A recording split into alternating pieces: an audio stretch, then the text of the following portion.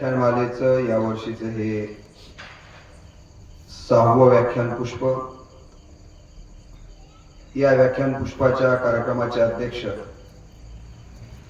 मला जे गुरुस्थानी आहेत, ज्यांच्या मार्गदर्शनामुळं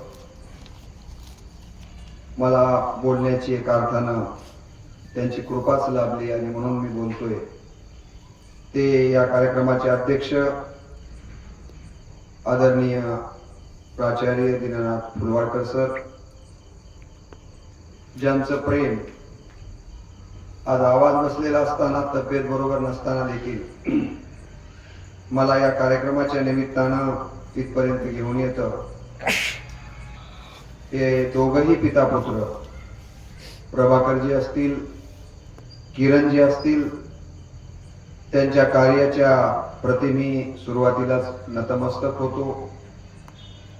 असे फार कमी पिता पुत्र आहेत की जे एका सामाजिक कार्यासाठी एकत्र येऊन प्रबोधनाचा रथ पुढे घेऊन जाण्याचं काम करतात.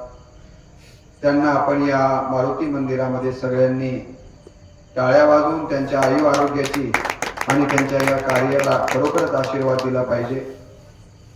या कार्यक्रमासाठी आवर्जून उपस्थित असलेले ज्यांनी मी एक ग्रंथ निर्माण केला होता, ज्यामध्ये फुलवाडकर सरांनी लिहिलं, त्याचबरोबर माणिकरावजींनी अत्यंत चांगल्या पद्धतीने, मला वाटतं गुरुवरच लिहिलं होतं, आणि मी एक ग्रंथ प्रकाशित केला आळंदीला गीता भवनच्या संबंधानं, आणि ज्यामध्ये फार सुंदर लिहिलं. तेव्हापासून ज्यांच्या ज्ञानाचा प्रभाव माझ्या मनावरती आहे असे माणिकरावजी मुंडे साहेब, आज भूदेव म्हणून ज्यांचा उल्लेख करतो आपण, अशा पाठक सरांच्या हस्ते माझा सत्कार इथं संपन्न झाला. मी स्वतःला धन्य समजतो.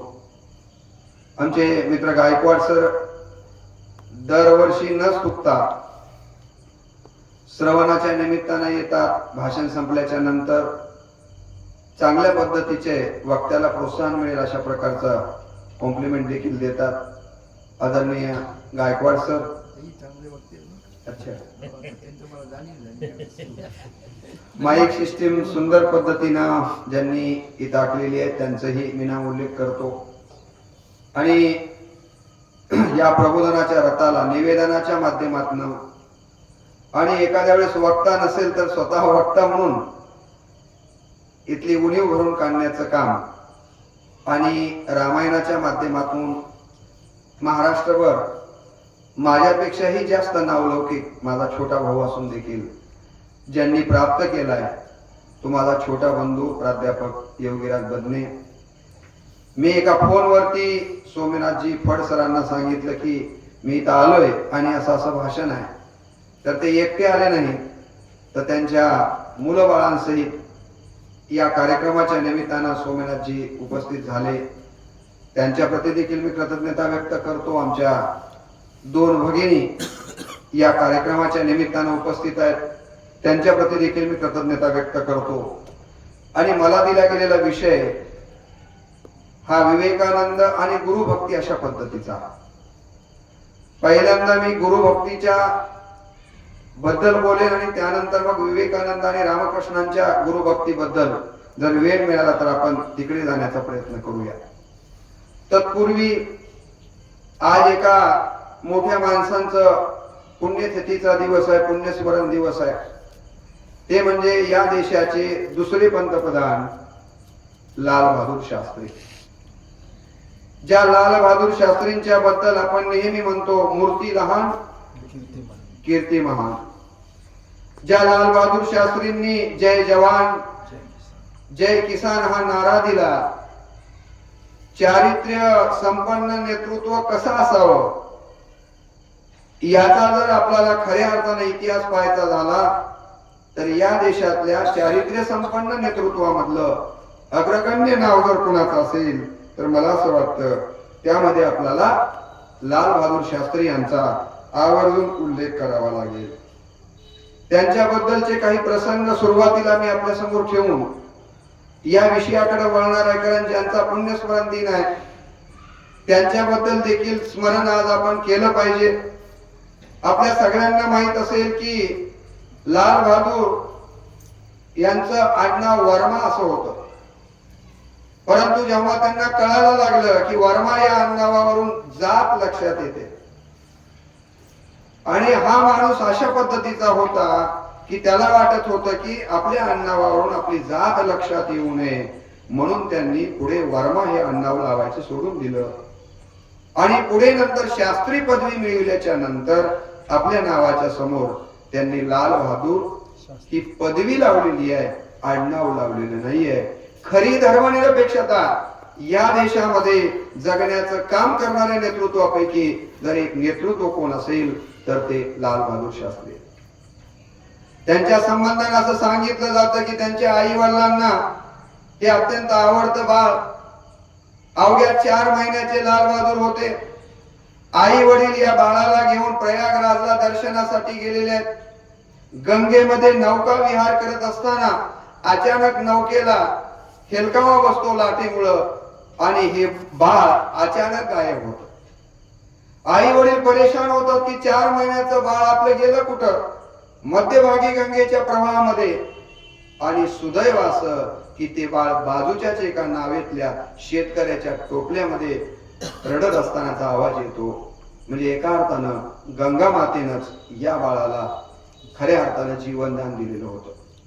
कल्पना करा की हे 4 महिन्याचं बाळ त्यावेळेला जर त्या गंगेमध्ये तिथेच जर बुडून गेलं असतं तर या देशाला खऱ्या अर्थानं या विकासाचा रथ पुढे घेऊन जाणारा चारित्र्य संपन्न नेता मिळू शकला नसता. हे देखील या निमित्तानं मला त्यांच्या जीवनातली आठवण आपल्या समोर मुद्दाम मांडावीशी वाटते. त्यांच्या चरित्रावरती मी एक व्हिडिओ माझ्या रामकृष्ण बदने या युट्यूबवर टाकलेला आहे. कधीतरी आपण 2 ऑक्टोबरला त्यांची जयंती असते. महात्मा गांधी आणि लाल बहादूर दोघांची जयंती एकाच दिवशी आहे. ज्या शाळेला मी 10 वर्ष प्राचार्य होतो विद्यानिकेतनला, त्या शाळेचं उद्घाटन आम्ही मनोहर जोशी आणि गोपीनाथरावांच्या हस्ते 2 ऑक्टोबर 1996 ला केलं होतं. आणि दरवर्षी आम्ही 2 ऑक्टोबरला आमच्या शाळेचा वर्धापन दिन आणि शास्त्री आणि गांधींची जयंती साजरी करत असू. त्या निमित्तानं मला नेहमी शास्त्रींच्या वरती बोलण्याचा योग येत होता.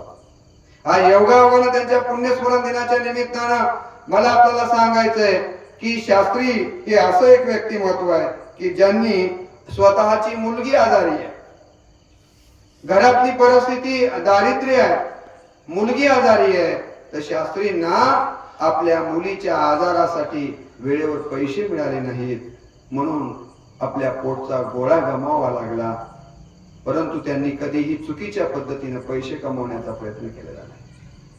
ज्या डॉक्टर बाबासाहेब आंबेडकरांना आपण विश्वरत्न म्हणतो, आपल्याला माहित असेल की त्या विश्वरत्न डॉक्टर बाबासाहेब आंबेडकरांचा देखील राजरत्न नावाचा मुलगा आजारी पडला तर त्याला वेळेवर औषध मिळाले नाहीत म्हणून बाबासाहेबांना राजरत्न नावाचा आवडता मुलगा गमवावा लागला होता. मला वाटतं तशीच परिस्थिती शास्त्रींच्या जीवनात आपल्या मुलीच्या संबंधात आहे. त्यांचा एक प्रसंग सांगून मी गुरुकडे येतो, कारण त्याच्यातच आपला जास्तीचा वेळ जाईल. शास्त्री या देशाचे गृहमंत्री होते, शास्त्री या देशाचे रेल्वे मंत्री होते, शास्त्री या देशाचे पंतप्रधान होते. एकदा पंतप्रधान असताना त्यांच्या पत्नी ललिता देवींच्या मनामध्ये इच्छा आली की आपण आपल्या नवऱ्याबरोबर सिनेमा बघावा, पिक्चर बघावा. कुठल्याही स्त्रीला आपल्या नवऱ्याबरोबर सिनेमा बघावा ही इच्छा होणं काही वाईट नाहीये, पण आपल्या नवऱ्याला ती म्हणू शकत नव्हती. तिने आपल्या मुलाजवळ इच्छा व्यक्त केली की बाळा, मला तुझ्या वडिलांच्या बरोबर सिनेमा बघायचा आहे. मी तर काही तुझ्या वडिलांना म्हणू शकत नाही, मला वाटतं की तू वडिलांकडे माझी इच्छा व्यक्त करावी. मुलगा आईच्या जवळ येतो, म्हणजे वडिलांच्या जवळ येतो आणि म्हणतो बाबा, आईला तुमच्या सोबत सिनेमा बघायचा आहे, तिच्यासाठी वेळ काढा. या देशाचे पंतप्रधान असणारे लाल बहादूर शास्त्री म्हणतात बाळा, तुला तुझ्या आईला जाऊन सांग, तुझ्या आईला जर माझ्या बरोबर सिनेमा बघायचा असेल तर तिला एक अट पाळावी लागेल, तरच तिला माझ्या बरोबर सिनेमा बघता येईल. ते म्हणाले कोणती अट आहे? तिला माझ्या बरोबर 3rd क्लासवर बसून सिनेमा बघावा लागेल. मुलाने विचारलं तुम्ही पंतप्रधान आहात, बाल्कनीमध्ये बसून बघितलं पाहिजे, 1st क्लासवर बसून बघितलं पाहिजे आणि तुम्ही 3rd क्लासवर म्हणताय बाबा असं का?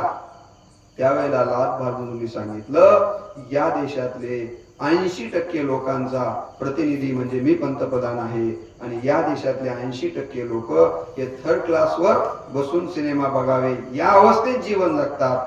त्यांचा जर प्रमुख मी असेल तर मला बाल्कनीत बसून सिनेमा बघता येतो.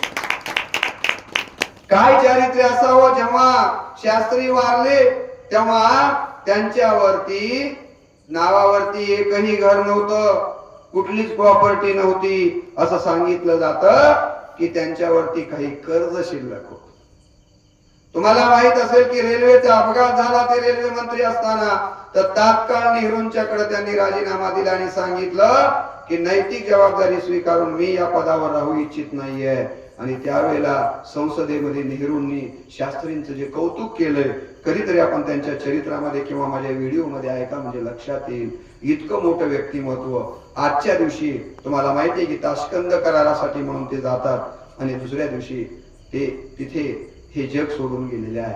तर अशा या महापुरुषाला, महामानवाला प्रथमतः मी नमन करतो. आणि मला दिला गेलेला जो विषय आहे तो आहे गुरुभक्तीच्या संबंधात. आज मला आनंद होतोय की माझ्या गुरुच्या समोर मला गुरु या विषयावरती बोलण्याचं सौभाग्य लाभलंय.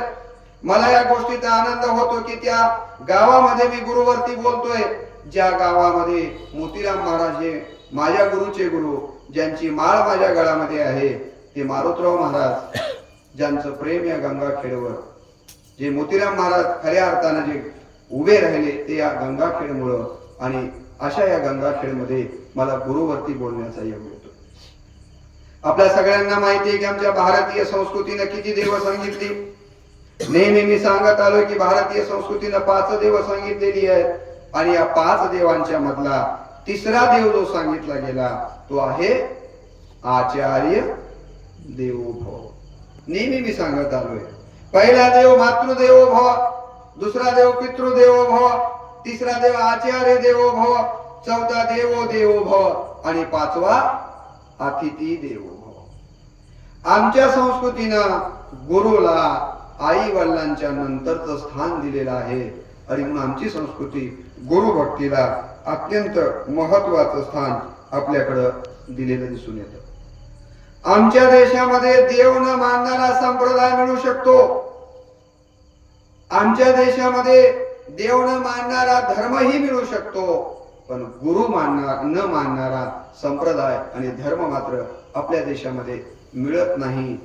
ज्या नांदेडला गुरु गोविंद सिंगांची समाधी आहे त्यांनी तर कशाला गुरु मानलं सर?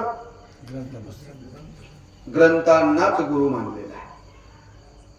आपल्या सगळ्यांना आता सर सांगत होते गुरु हा शब्द, तुम्हा सगळ्यांना त्या गुरु या शब्दाचा अर्थ माहिती आहे.